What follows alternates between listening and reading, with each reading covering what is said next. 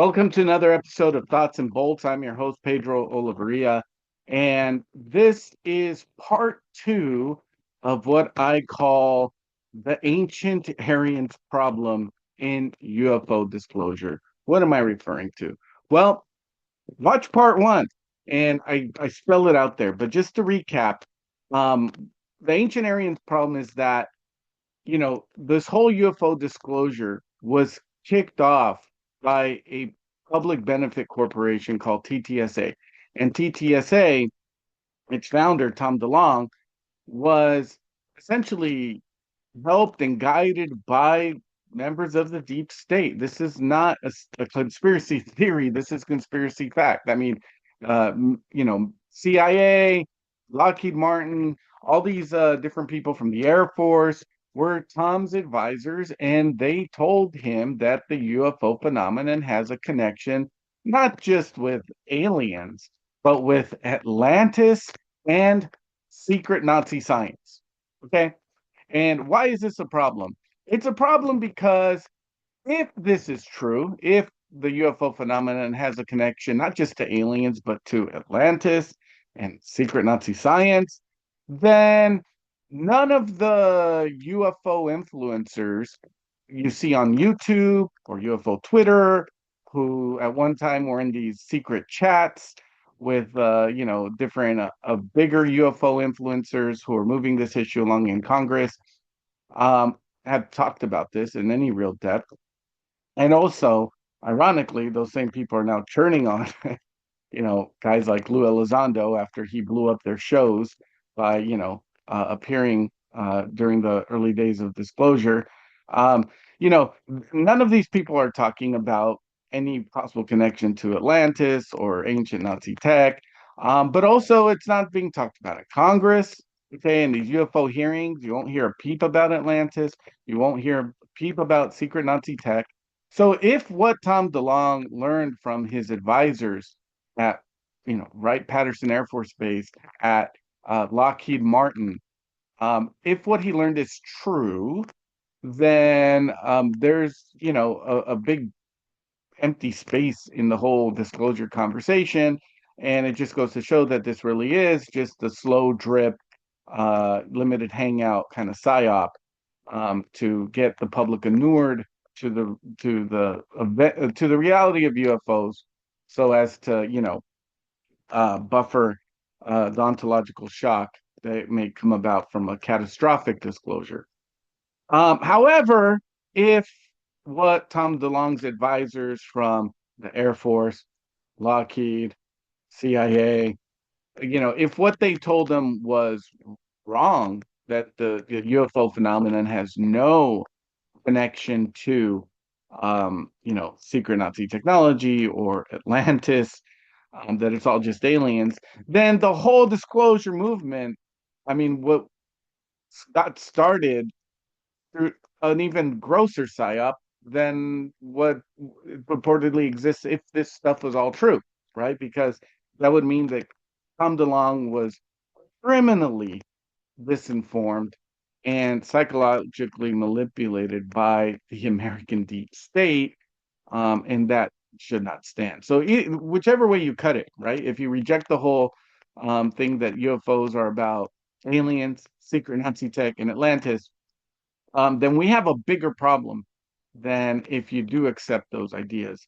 And this has all been brought to my attention after Giorgiani's Dr. Jason Reza Giorgiani's appearances on American Alchemy, where again, his ufology and the ufology of Tom DeLonge, though they are not exactly the same, they do converge on those big points, right? Aliens, Atlantis, and Nazi tech. So I want to talk about God's Man in War. This book came out in 2016. And I want to talk about its very cryptic opening, right? Because this book, God's Man in War, Gods, is all based on the idea that our human civilizations, there's no such thing as human civilization. There's human civilizations. The Mesoamerican, the Iranic, the Semitic, Western European, Eurasian, Islamic, Egyptian. These are all distinct civilizations, um, and they're not interchangeable. Okay, the only thing they have in common is that they're all run by people and birthed by people. Um, but the whole idea of the book Gods is that our human civilizations, which have their origins in antiquity, are actually UFO cargo cults, right? What is a cargo cult? Well, that's how the book starts. And I recommend reading the book because Lavenda, his writing style is just so good. And when you read it, it's just again when you read the actual book, the authors, it's a work of art. It's not just here are the facts. Every book is a work of art. And when so basically the way the book starts is with a series of montages. And these aren't quotes, these are summaries of the montages. I recommend you read the book because they're written way better than what you see here. But essentially, it starts off with this scene set in the Stone Age, where these primitive humans are looking in the sky and they're seeing lights and craft and the craft land. And then this catalyzes their own building of towers and, you know, uh, different makeshift imitations of the craft. And they start praying to the sky so that the people from the craft will come back. And so as you're reading this, you're thinking, oh, I know what this is. This is, Zachariah Stitchin. This is Van Daniken, this idea that, our human civilizations are UFO cargo cults. But then, when you read to the end of that first montage, you realize they're talking about the actual cargo cults in Micronesia in the Pacific during World War II. So during World War II, you still had people in Oceania who were living like, let's say, Amazonian Indians with Stone Age technology, and they started religions, cargo cults, based on their interactions with Japanese and American soldiers as they landed and set up bases in these islands, right? And so that's the main argument of the book Gods, and it goes back to they do a really good job of covering the human civilizations and under the lens of this idea that they're cargo cults. But then the second montage is also interesting. The second montage, um, you hear about the Nazi general, the German general, Walter Dornberger, and how he was part of Operation Paperclip, where, as I said in the first episode, um, the only Nazis that hung at Nuremberg were the useless Nazis, right? The thought leaders, the scientists, the people with the esoteric knowledge, right? Who knew the secrets about the wonder weapons. Those were all, they had their record scrubbed, and we took them in, right? And they founded NASA. They founded our aerospace industry essentially, and to a lesser extent, they had a big influence in the construction of our current intelligence community. Uh, but this vignette, you know, uh, talks about it paints a picture of Dornberger landing at Wright-Patterson Air Force Base in June of 1947. Um, What's interesting about this is that, and we're going to get into it later, the Roswell crash, happened in July of 47. And according to Annie Jacobson's book, Dornberger signed his paperclip contract with the United States government on July 12th. So less than a week after the Roswell crash, Dornberger signed his paperclip contract. And as we all know, the wreckage of the Roswell craft, whatever it was taken to Wright-Patterson Air Force Base, okay, where Dornberger had worked. Okay. So that's very interesting little kind of montage to paint. Also, then he goes into this guy named William Dudley Paley, right? William Dudley Paley, who was this guy during World War II while we were at war with Germany. He started an American Nazi party. It was called the Silver Shirts. And then he went to prison for treason, right? And he comes out of prison and he starts kind of this kind of new religion called soulcraft, right? where he mixes Nazi ideology with the UFO phenomenon, right? And this book, Soulcraft, was influential because uh, Haley was connected to George Hunt Williamson. Hunt Williamson was a follower of Paley before he was a follower of George Adamski. Um, Giorgiani spells this out in Closer Encounters a lot better, but it's interesting that in 2016, DeLong is hitting this note, right? It's like, hey, look at this Paley guy. Look at his melding of Nazism with UFO mysticism. And again, watch the first video because I get into Adamski there. Then the next kind of montage, the next vignette, better said, not montage. It's a montage of vignettes, right? The next vignette, you have the 1952, you know, UFO flap of over DC, right? And he goes into the whole Robertson panel, which was this phony baloney attempt at like Arrow to get to the bottom of this UFO phenomenon, but really it was a debunking program to get everyone's attention away from the UFO phenomenon, right? So these events are happening within years of each other, okay? In tight, and this is very tight fit, right? Um, and then, after a year after the DC UFO flap, um, he gives us this, he paints this picture of another event that happened where this guy from India was brought to America by these super rich, old moneyed Americans, and he conducted a seance. And in this seance, he was communicating with aliens and UFOs, right? And these aliens and the UFOs were saying that, we need a new caste of Brahmins, and you will be our new Brahmin. If you know what Brahmin means, Brahmin is the highest caste in the Hindu caste system. It's the priestly class. Um, and below them are the warriors, the Kshatra, uh, and below them are, other castes like merchants and that sort of thing.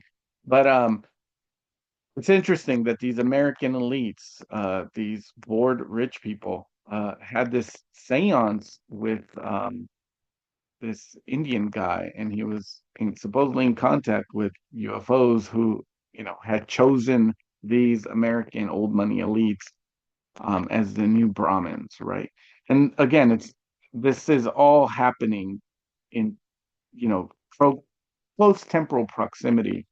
All these different events are happening in close temporal proximity to each other. Um, and that's an interesting tease and from DeLong. And it brings us to the Roswell crash, right? Because as Tom DeLong's, high-ranking Air Force advisors were telling him, the Roswell crash was not a crash of non-human technology, but of human technology, most specifically German. Um, and this is interesting because if you look at just 2 weeks before the Roswell crash, you had Kenneth Arnold's UFO sighting as he was flying around Mount Rainier. Kenneth Arnold was a civilian pilot, and when he was flying, he saw these kind of flying boomerangs that were kind of skipping across the sky the way a fish might skip across a river if thrown on the surface of a river like a frisbee, right? And that analogy gave birth to the term flying saucer. Kenneth Arnold did not see flying saucers. He saw these kind of flying wings that flew as if they were skipping across the surface of a lake, as if the way a saucer would if you threw it like a frisbee. And this is a picture of Kenneth Arnold in the 1960s pointing at an artist's rendition of what he had described, as if to say, he got it right. This is it. So what's interesting about that is that, this craft that Rainier, Kenneth Arnold saw in the 1940s looks very much like the Horton Ho, the German flying wing from the Nazi period. And Horton brothers after World War II, went down to Argentina, right? And this is one of the Horton brothers in front of a flying wing that they had made for Juan Perón.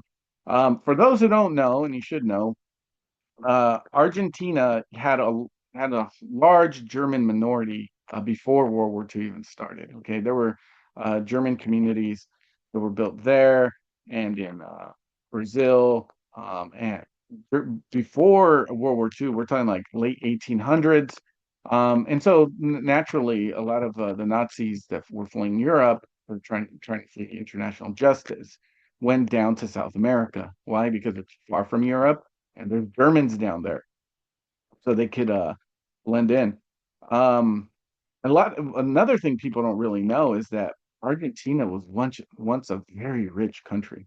Okay, there's a an idiom that people had at the first half of the 1900s, which was "rich as an Argentine," right? Argentina was a rich country. Juan Perón, with his, he basically he was a dictator who took the worst elements of fascism and the worst elements of communism and put them together and wrecked the Argentinian economy for generations. And hopefully with Milei, they're starting to, recover from that disaster, the financial disaster, economic disaster. But yeah, Juan Perón was bringing in these Nazi scientists, and they were trying to make flying wings for him. So it's interesting that, you know, what Kenneth Arnold had seen, just weeks before Roswell, um, looks a lot like German tech, which is itself a precursor to our own flying wings, like the B-2 stealth bomber and the B-21 Raider. Um, going further into this theory about the Roswell crash being Nazi tech, you have Philip J. Corso, Philip J. Corso's book, The Day After Roswell, where he says essentially that, look, I was tasked with taking these handheld artifacts from the Roswell crash and giving them to private industry. And as you can see here, this is a list of some of this tech. And this tech, 1947, 1950, this is not tech that's a million years ahead of state of the art. This is tech that at that time would have been only decades ahead of state of the art. Impressive, but not magical, right?